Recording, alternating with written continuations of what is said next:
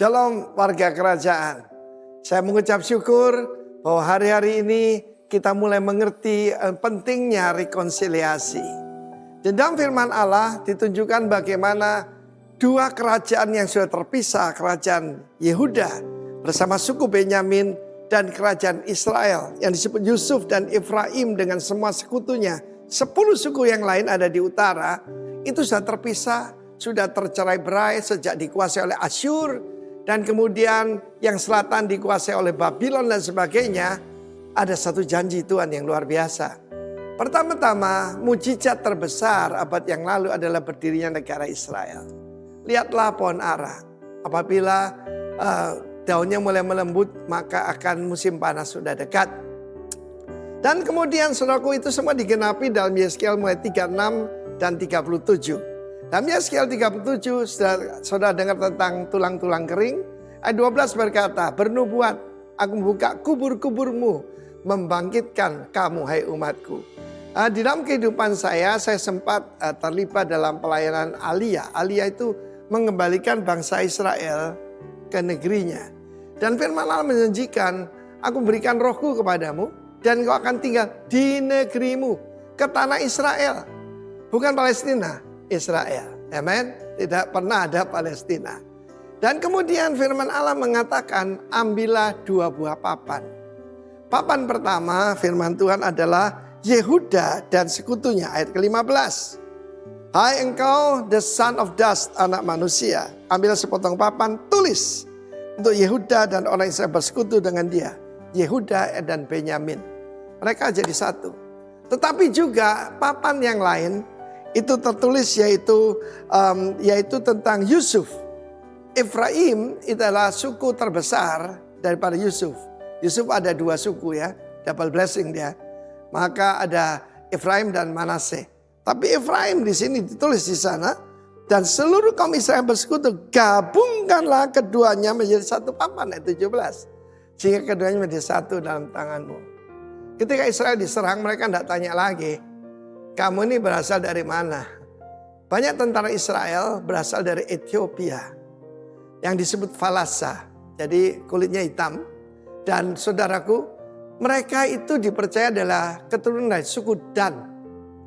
Dan saya dalam pelayanan di Aliyah itu saya tahu banyak yaitu Yahudi dari India. Bahkan ada Yahudi dari China. Di Indonesia ada beberapa lah. Salah satunya dari Pulau Kisar, saudara. Mereka masih mempertahankan yaitu cara-cara penyembahan. Dan saudaraku, ayat selanjutnya, kalau teman sebangsamu tanya, apa artinya itu semua? Katakan demikian karena firman Tuhan. Aku mengambil papan Yusuf dalam tangan Efraim setelah suku Israel yang bersekutu dengan menggabungkan papan Yehuda. Menjadi mereka satu papan dan mereka menjadi satu dalam tanganku. Ketika saudaraku, serangan daripada Hamas ini lebih jahat daripada Nazi ya. Karena itu mereka bilang Palestinasi. Palestinasi. Maka saudaraku yang dari luar Israel mereka masuk ke dalam dan untuk mempertahankan dan membela bangsa dan negara mereka. Berbeda di Bali ini banyak orang Rusia dan Ukraina yang tidak mau ikut perang, saudara. Tetapi di sini melalui kesesakan menjadi satu. Saya tidak tahu apa terjadi dalam kehidupan keluarga saudara. Tapi bila kesukaran bahkan yang ada di depan kita lebih mendekatkan kita satu dengan yang lain. Dan nubuatan ini pasti terjadi dan sudah terjadi. Saya pernah dapat satu kesempatan mendoakan orang-orang Yahudi dari Ukraina. Kloter pertama terbang ke Israel. Anak Indonesia yang mendoakan mereka. Dengan saudara pengucapan yaitu doa seorang imam, berkat imam saudara ya.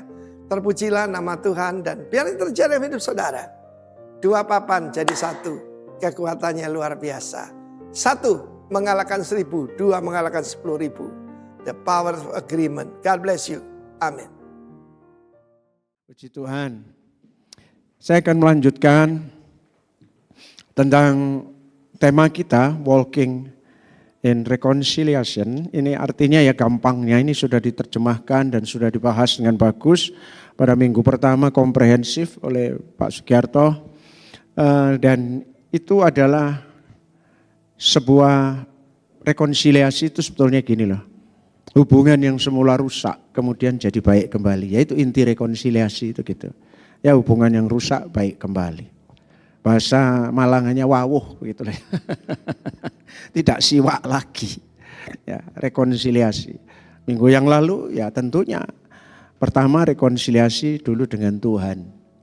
Kemudian dengan diri sendiri ya. Lalu dengan sesama gitu ya. Dan itu memang sebuah rangkaian yang harus. Tapi dari semua itu Tuhan sampaikan singkat saja pagi hari ini, sampaikan begini. Induk dari semua rekonsiliasi itu sebenarnya adalah rekonsiliasi ilahi. Jadi hubungan pulihnya manusia dengan Tuhan, itulah induk dari seluruh rekonsiliasi. Katakan amin. Ya, semua rekonsiliasi yang lain itu adalah dampak dari membaiknya hubungan dengan Tuhan. Perhatikan ini. Kenapa? Karena secara kalau bicara natural, saya akhir-akhir ini jadi mengerti. Jangan kembali jadi natural. Manusia semula itu kita ini, manusia itu semula adalah makhluk spiritual sebetulnya. Itu sampai di 2 pasal kitab Kejadian. Begitu jatuh dalam dosa, dia jadi natural. Ternyata natural itu dalam pengertian yang Tuhan taruh itu begini. Itu keadaan manusia yang sudah turun standarnya. Karena yang semula manusia itu spiritual, bisa setiap waktu ketemu Tuhan. Dari dulu Allah itu roh, saudara. Ya, tapi bisa berkomunikasi dengan manusia di Taman Eden, seperti dengan konco dewe gitu ya, seperti dengan sahabat. Setiap hari bisa ketemu begitu.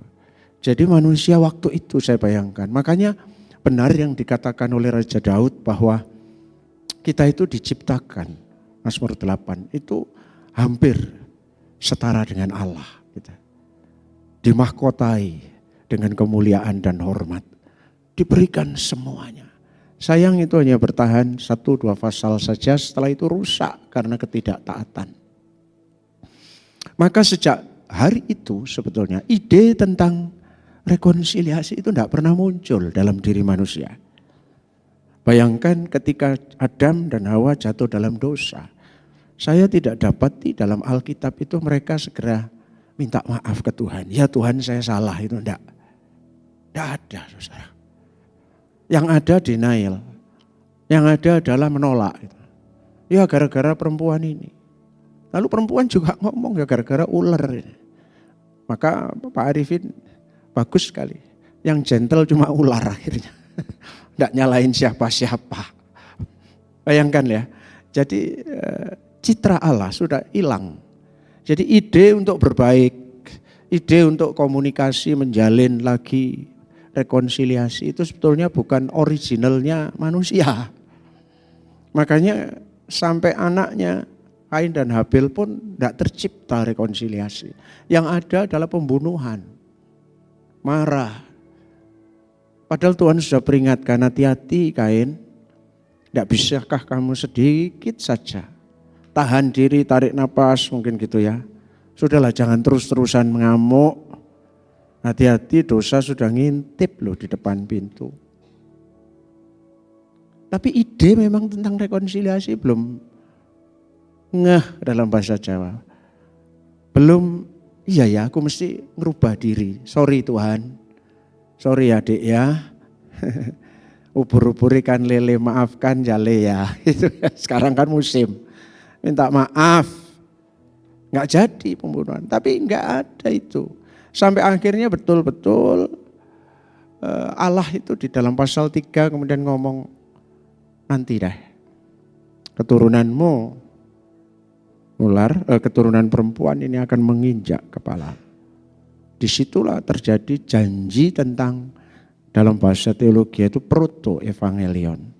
Janji penebusan yang pertama kali muncul.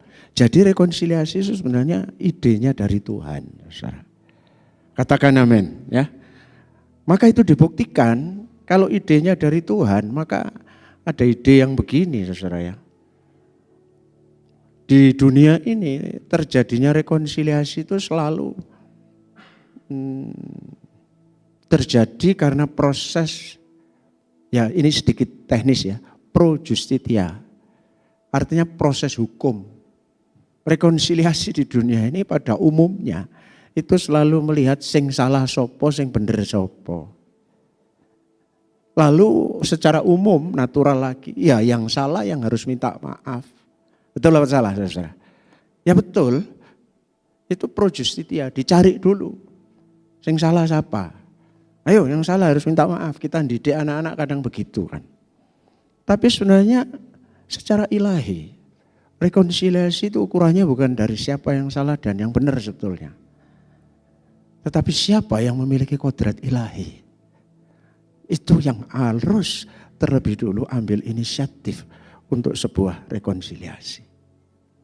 Nah ini dalam ini, bahasa kasarnya yang lebih rohani lah, yang harus memperbaiki hubungan terlepas dari salah dan benar.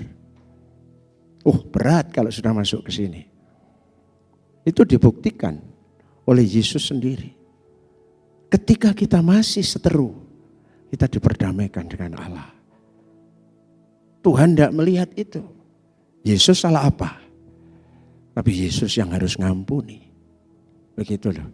Maka sebetulnya rekonsiliasi ini sebuah terminologi ilahi. Jangan diturunkan kepada ya sudah di dunia ini ya wes. Diawali dulu dengan tindakan, memang pada akhirnya harus mengakui, yes, oke, saya salah, kemudian minta maaf. Tapi dari Allah sesungguhnya, rekonsiliasi, pengampunan dan seterusnya, itu bermula dari sifat ilahi Allah untuk kemudian memperbaiki hubungan dengan manusia. Maka tema-tema kita bulan ini tuh keren. Dari forgiving offense, kemudian rekonsiliasi. Dari pengampunan, kemudian muncul sebuah perbaikan hubungan. Lah pengampunan dari Allah bukan didasari karena kita baik loh. Atau bahkan bermula dari kesadaran manusia, tidak. Inisiatif Allah.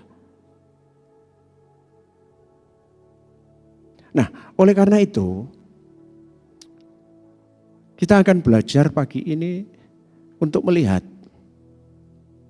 Hari Minggu pertama kita sudah belajar jenis rekonsiliasi itu dan bagaimana bisa ditempuh. Sekarang begini, untuk kita bawa pulang. Apa tandanya dalam diri kita kalau kita ini sudah berrekonsiliasi atau didamaikan dengan Allah? Nah ini penting. Karena tanpa kita ngerti diriku sudah dalam posisi berdamai dengan Allah, Anda tidak akan muncul yang namanya sifat ilahi yang kemudian bisa menyadari, ya saya salah.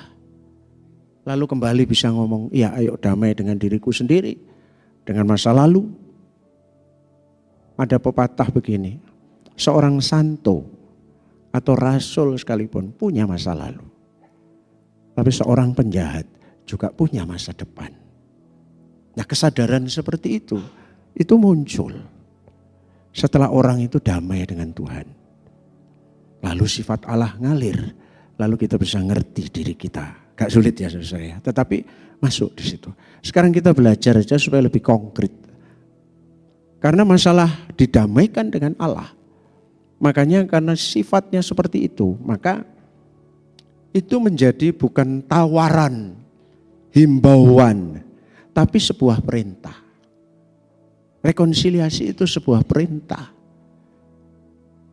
2 Korintus 5:20. Dalam nama Kristus, kami, kata Paulus, meminta kepadamu, berilah dirimu didamaikan dengan Allah. Jadi buat kita berrekonsiliasi dengan Tuhan nantinya, dan nanti akibatnya bisa dengan diri sendiri dan orang lain.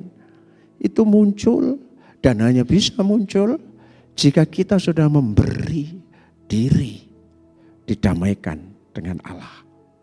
Saya tadi malam waktu persiapan sempat bincang-bincang dengan istri saya. Di mana ya rekonsiliasi di Alkitab ini? Bapak pendeta senior kita sudah bahas Esau dan Yakub gambarannya berrekonsiliasi. Kemudian saya lihat lagi di situ anak yang terhilang akhirnya berrekonsiliasi. Tetapi kemudian saya temukan lagi ada satu rekonsiliasi yang menarik sekali, yaitu antara Filemon dan Onesimus.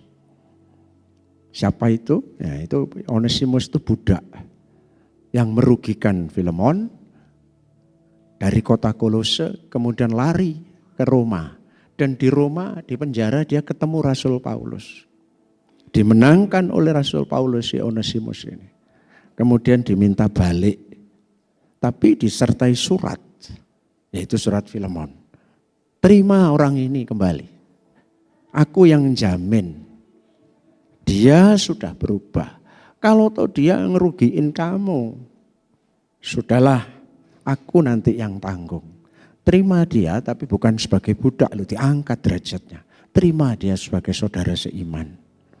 Karena dia penting bagiku juga penting bagimu. Lalu dalam sejarah itu saya sempat lihat, ini rekonsiliasi yang nyaris sempurna. Esau dan Yakub, itu ya peluk-pelukan aja, setelah itu mereka tidak berrekonsiliasi dalam sejarahnya. Bahkan Edom dengan Israel itu bermusuhan. Bermusuhan. Ya ketemu koko adik itu gak saling dendam, tapi setelah itu keturunan mereka itu Edom mengganggu terus. Tidak turun ke bawah. Kurang sempurna menurut saya. Si sulung, si bungsu dan papanya itu terjadi rekonsiliasi. Tidak ada cerita lebih lanjut karena itu ditutup dengan kejengkelan si sulungnya. Papa tidak adil. Anak ini sudah borosin macam-macam. Kok masih diterima? Saya bayangkan ada beberapa saat mungkin ketegangan di situ. Prodigal son-nya itu dua-duanya sebetulnya. Tapi di dalam Onesimus dan Filemon saya menunjukkan mereka ini nyaris sempurna. Dan kelak ada Yosefus menulis Onesimus ini jadi uskup loh. Di kota Berea. Jadi dan Filemon juga begitu. Terjadi sebuah fellowship kembali, hubungan yang indah begitu. Maka kuncinya itu beri dirimu didamaikan dengan Allah. Nah, saudara yang dikasih Tuhan, apa sih tanda seseorang itu sudah berrekonsiliasi dengan Tuhan? Yang pertama, akan ada damai sejahtera. Sebab itu kita yang dibenarkan karena iman. Kita terima korban Yesus dengan iman. Mengaku dengan mulut kita. Kemudian kita berrekonsiliasi dengan Tuhan. Akibat yang muncul dari orang yang sudah didamaikan dengan Allah. Kita hidup dalam damai sejahtera dengan Allah. Oleh karena Tuhan kita Yesus Kristus. Katakan amin. Ciri utama, kita harus memiliki damai sejahtera ilahi dalam diri kita. Ini kenapa penting? Ini bahasa aslinya eirene. Eirene. Jadi damai sejahtera yang origin from God. Bukan damai sejahtera. Kemarin minggu pertama Pak Sugiarto sempat sampaikan tentang ada rekonsiliasi semu yang dilakukan oleh Fir'aun ya Pak ya. Semu itu sebetulnya. Tapi ini enggak. Cirinya orang yang sudah damai dengan Allah. Kita setiap hari memiliki damai sejahtera yang dari Tuhan, yang damai sejahtera itu yang diberikan oleh Tuhan yang tidak seperti diberikan oleh dunia. Perhatikan ini. Seseorang yang telah mengalami hubungan pulih dengan Tuhan. Tuhan Yesus mengatakan damai sejahtera ku tinggalkan bagimu. Ini sama ternyata. Kata ini di dalam Roma dan di dalam Yohanes sama dipakai eirene. Apa itu? Yaitu damai sejahteraku yang kuberikan kepadamu. Dan apa yang kuberikan akibat hubungan yang pulih antara kita itu? tidak seperti yang diberikan dunia. Janganlah gelisah dan gentar. Bapak Ibu, rekan-rekan dan warga kerajaan yang dikasihi Tuhan. Ini ukuran pertama. Apakah kita setiap hari memiliki eirene dalam diri kita? Memiliki damai sejahtera ilahi yang terus menjagai hati dan pikiran kita. Karena ini hanya milik orang-orang yang sudah diperdamaikan dengan Allah. Dan ini dahsyatnya setengah mati. Ini melanda orang Makedonia meskipun mereka dicobai dengan berat. Sukacita mereka meluap. Itulah gambaran orang yang telah diperdamaikan dengan Allah. Meskipun doa-doamu belum terjawab hari ini, engkau tetap memiliki damai sejahtera. Meskipun pergumulanmu masih berat hari ini, engkau tetap bisa mengatakan, damai di hatiku seperti sungai yang mengalir, tidak akan pernah kering.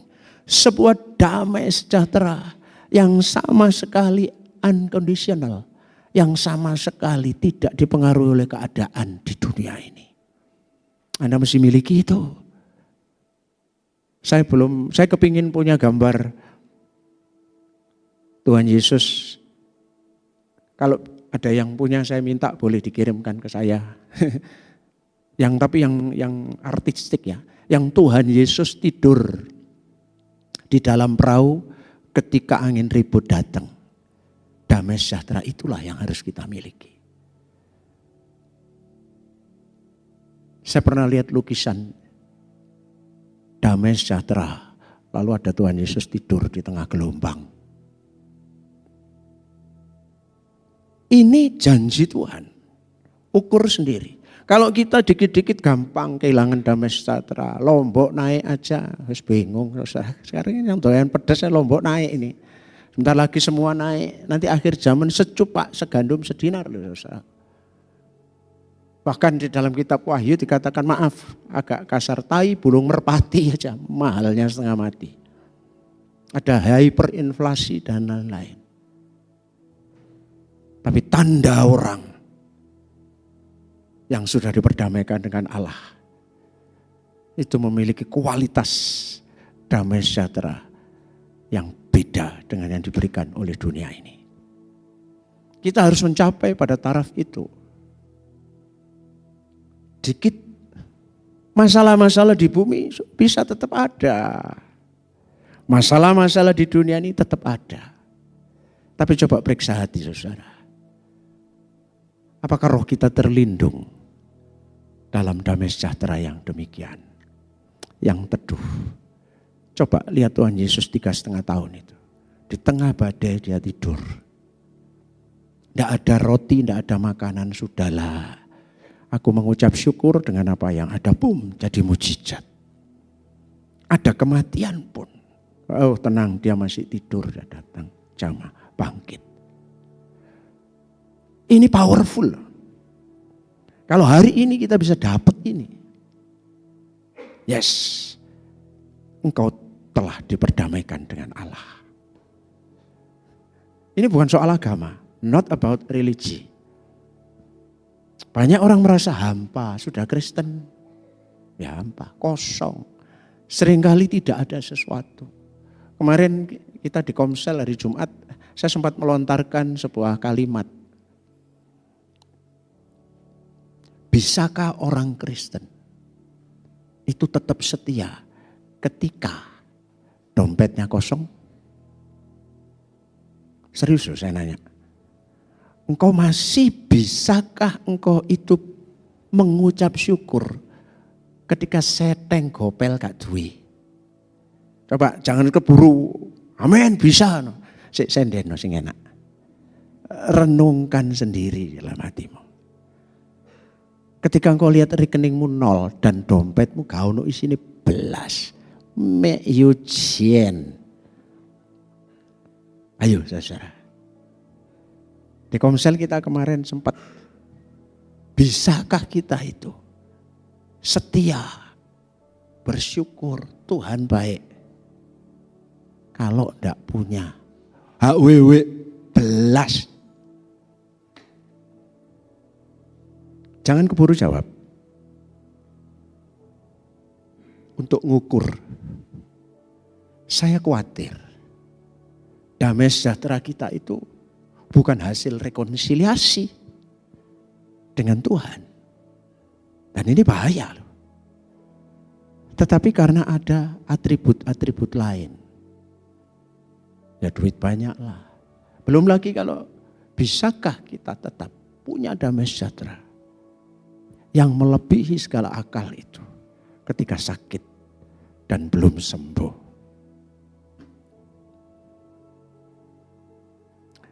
Ketika semua keadaan, kayak demo mahasiswa kemarin, Indonesia gelap. Gitu. Semua rasanya serba salah, ada di titik nadir semua. Ini test case pertama. Apakah kita sudah diperdamaikan dengan Allah? Saya sendiri pun ditegur oleh Tuhan. Periksa. Firman ini kan berguna untuk menegur, memperbaiki kesalahan, ya, mengingatkan kita. Bagaimana? Apakah damai sejahtera yang ada dalam diri kita ini karena hal-hal yang fana itu?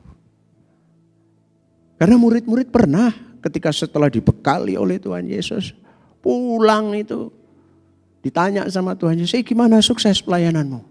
Dan sebagainya, dan sebagainya. Waduh Tuhan, ini yang sakit sembuh. Wah ini saya bikin prestasinya. Diceritakan ke Tuhan. Nah Tuhan tahu kualitas mereka. Oke, jangan berbahagia untuk hal itu, tapi berbahagialah kalau namamu tercatat di surga. Kekristenan ini bukan agama, tapi ngalami Tuhan dalam diri kita. Ayo, ini ukuran pertama, saudaraku. Orang yang didamai dengan Allah tidak takut apapun, tidak khawatir apapun. Ini ciri pertama. Oke, ciri yang kedua. Orang yang sudah rekonsiliasi dengan Tuhan, hidupnya pasti berubah. Saya ambil dari terjemahan sederhana Indonesia. 2 Korintus 5:18. Yang penting, ketika seseorang bersatu dengan Kristus, dia menjadi ciptaan baru. Cara hidup yang lama. Thank you Ade Ellen tadi. Ku telah mati dan tinggalkan cara hidupku yang lama. Semuanya sia-sia dan tak berarti lagi. Ketika kita mengalami hidup yang diubahkan, yakinlah bahwa saudara, kita telah didamaikan dengan Tuhan. Katakan amin.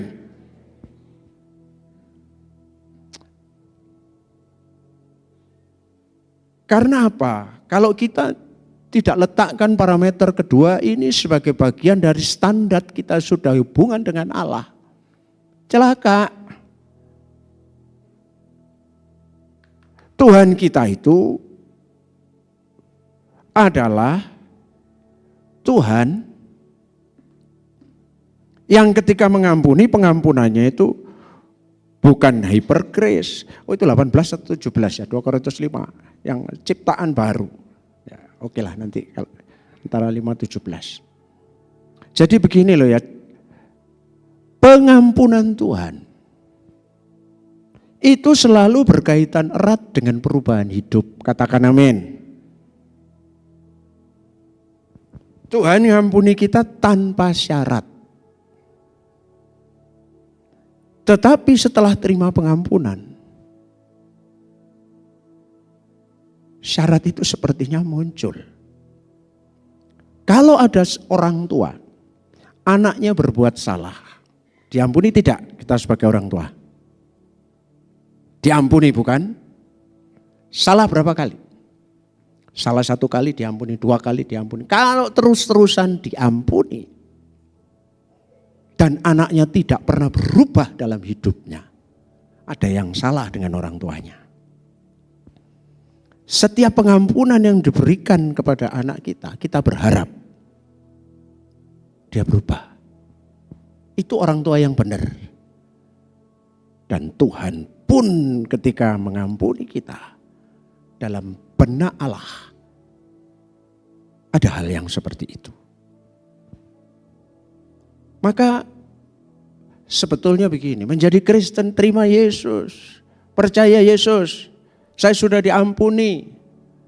Parameternya adalah bukan perasaan dan sekedar ya saya yakin saya sudah diampuni. Tapi ini harus terukur dengan hidup yang diubahkan. Katakan amin. Segala sesuatu yang paling bahaya ketika di dalam kekristenan itu tidak measurable, tidak dapat diukur. Yang penting kamu dekat Tuhan kan sekarang. Tidak apa-apa aku, yang penting aku dekat. Kata-kata dekat Tuhan itu tidak bisa diukur. Yang bisa diukur adalah perilakumu baik atau tidak.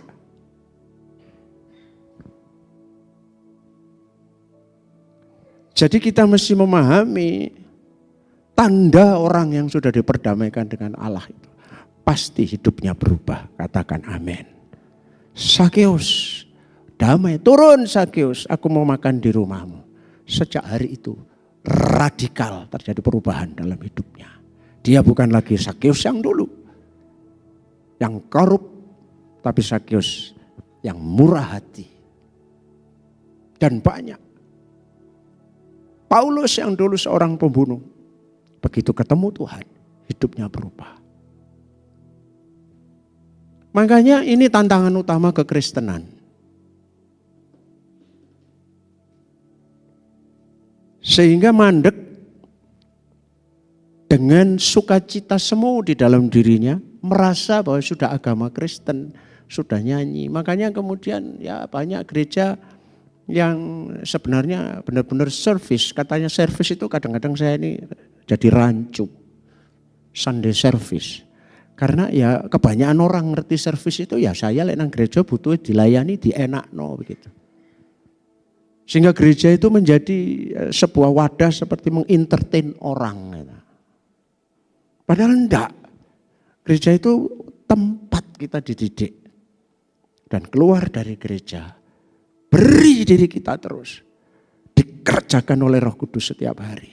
Sampai dari minggu ke minggu. Kita sudah tidak ada lagi yang lama itu. Tapi betul-betul telah menjadi ciptaan yang baru. Yang dikerjakan oleh Allah sendiri. Perhatikan ini. Dan sumber dari semua perubahan hidup itu adalah Allah sendiri. Dengan perantaraan Kristus Yesus, dia sudah membuat kita berdamai kembali dengan dirinya. Lalu dia mengutus kami untuk memberitakan pendamaian ini, kata Paulus. Jadi tanda kedua orang yang sudah didamaikan dengan Allah, hidupnya berubah. Yang bisa tahu siapa? Orang terdekatnya. Anak kita, tetangga kita, teman kita. Kadang-kadang kita dengan kekristenan itu gini. Kalau kenal, asal kenal, say hello, shalom itu, oh cek manis orang itu. Tapi coba bergaul setahun. Kumpul bendino, oh tiba ngene wong iki. Saudara hati-hati. Inilah yang kadang-kadang membuat ini jebakan kekristenan. Christianity trap. Nah orang tidak berubah di situ. Padahal kuncinya, wah bulan ini keren kali. Seseorang itu apakah berdamai? Oh sudah, saya sudah rekonsiliasi, sudah tidak siwaan dengan Yesus. Buktinya Anda mesti harus berubah. Ini tidak bisa ditawar. Perubahan hidup harus nyata. Tutur kata kita berubah, cara dagangnya berubah, cara bisnisnya berubah, menghadapi orang berubah, memanage pekerjaan berubah, kontrol diri dan emosinya berubah. Dan itu bertengkar terus setiap hari. dengan manusia lama yang harus kita tinggalkan. Tanpa itu, kalau kita tidak ada hidup yang diubahkan, Anda hanya beragama Kristen, tapi belum diperdamaikan dengan Allah. Atau dengan kata lain, belum berekonsiliasi dengan Kristus. Yang terakhir, tanda ketiga orang yang sudah rekonsiliasi, menjadi agen rekonsiliasi. Artinya adalah, kata Paulus, kami yang sudah berekonsiliasi 9 tadi dan hidup sudah diubahkan, kami ini jadi ambasador dalam terjemahan TB. Utusan al-ambasador, duta yang mewakili Kristus Yesus. Melalui kami Allah mengundang setiap kalian berdamailah dengan Allah atas nama Kristus. Tanda berikutnya adalah selalu ada muncul hasrat untuk menjadi agen rekonsiliasi, untuk membuat orang lain juga berdamai dengan Kristus. Untuk membuat juga sesamanya, dirinya sendiri, orang lain juga. Tidak bisa mandek. Kalau kita benar-benar sudah menjadi, Paulus itu sampai ngomong, celaka aku kalau sampai aku tidak memberitakan kabar keselamatan itu. Ini penting untuk kita pahami. Sumber dari semua perubahan hidup itu adalah Allah sendiri yang dalam perantaraan Yesus membuat kami juga berdamai dengan Allah. Maka dia kemudian mengundang. Makanya Paulus ngomong kepada jemaat di Korintus, karena aku sudah diperdamaikan dengan Allah. Kita itu sekarang jadi utusan-utusan Allah untuk menjadi agen rekonsiliasi bagi banyak orang. Mulai bagi sesama. Dan rekonsiliasinya sudah rekonsiliasi yang ilahi tadi itu. Sekian puluh tahun yang lalu. Saya pernah dinasihati sama almarhum Pendeta Ben Budiarjo. Beliau ngomong begini. Yang rohanilah yang harus ngalah kalau ada pertengkaran. Kalau ada perbedaan pendapat. Bukan yang salah, yang benar. Sudah, taruh itu. Yang lebih rohani. Yang harus ambil inisiatif untuk memperbaiki sebuah hubungan yang rusak. Itu artinya kita menjadi agen. Dengan demikian kita menjadi jembatan supaya orang lain juga bisa berekonsiliasi dengan Allah. 3 tanda ini mutlak ada di dalam orang-orang yang dirinya sudah merasa berekonsiliasi dengan Tuhan. Dan sumber dari semua perubahan hidup, saya ulang ayat ini, adalah Allah sendiri. Dengan perantaraan Kristus Yesus, dia sudah membuat kita berdamai kembali dengan dirinya. Lalu dia mengutus kami untuk memberitakan perdamaian itu. Sehingga kemudian dengan orang lain is okay.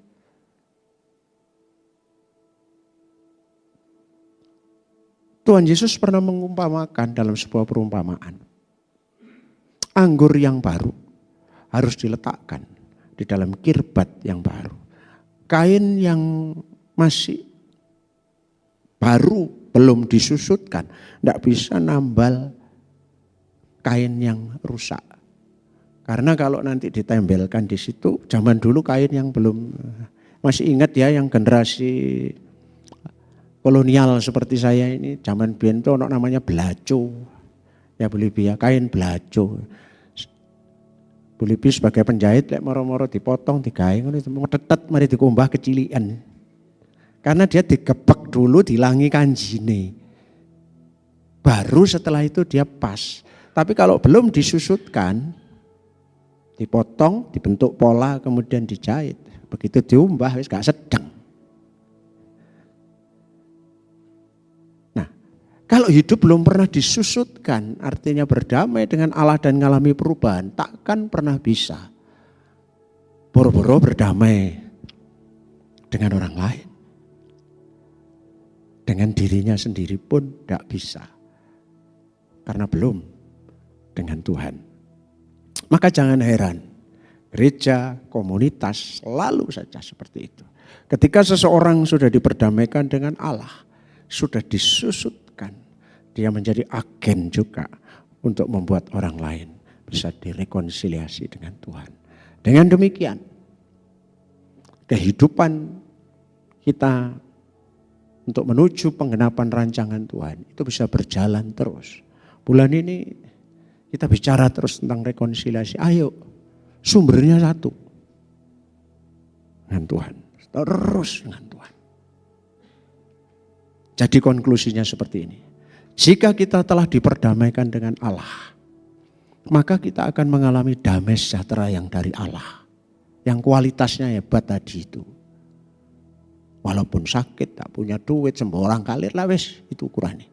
Yang dari Allah, kemudian itu akan hidup yang diubahkan dan menjadi agen rekonsiliasi sehingga nama Tuhan dimuliakan. Ayo jemaat, masuk terus dalam perlombaan yang demikian sampai kita semua nanti menjadi sama seperti Kristus. Jalan itu tidak gampang, butuh. Makanya saya ingat pada minggu pertama, masih kita bicara pengampunan itu.